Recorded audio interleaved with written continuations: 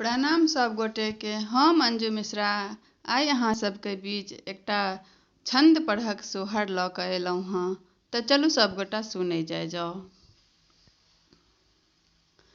देवकी यशोदा दुनू बहिन दुनू सहोदर रे, ललना रे दुनू के भाय गेल भेंट की बीच जमुना नदी रे, ललना रे दुनू केर भाय गेल भेंट की बीच जमुना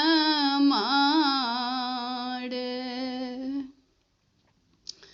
कुशल पूछथिन बहिन देवकी, कहून देवकी बुझाई हे।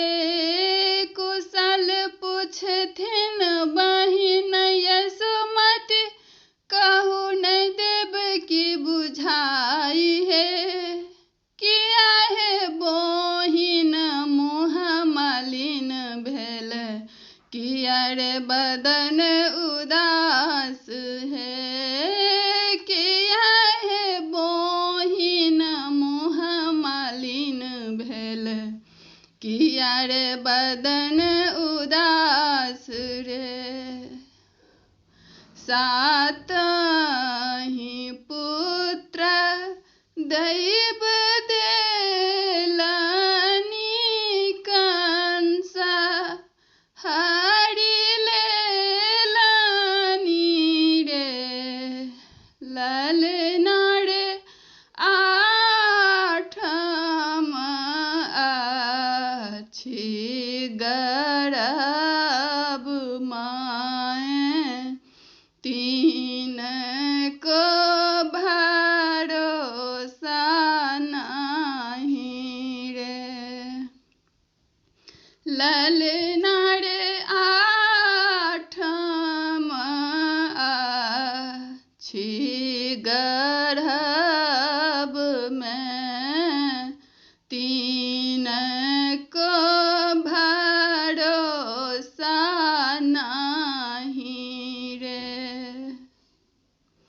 जुनि तो हैं देवकी डेरा बहु जुनि, घबरा बहु रे, ललना रे अपन बालक हम देवकी, तोहरो जियाए बड़े, ललना रे अपन बालक हम देवकी, तोहरो जियाए बड़े। कंस थिक निर्वंश कुल के, दयान हुनको दरेग है। कंस थिक निर्वंश कुल के, दयान हुनको दरेग है। तेन वीर अब जन्म लेता, कंस हैत निर्वंश है। तेन वीर अब जन्म लेता, कंस हैत निर्वंश है। जे इहो सोहर गाओ लगाबी, के सुनाओ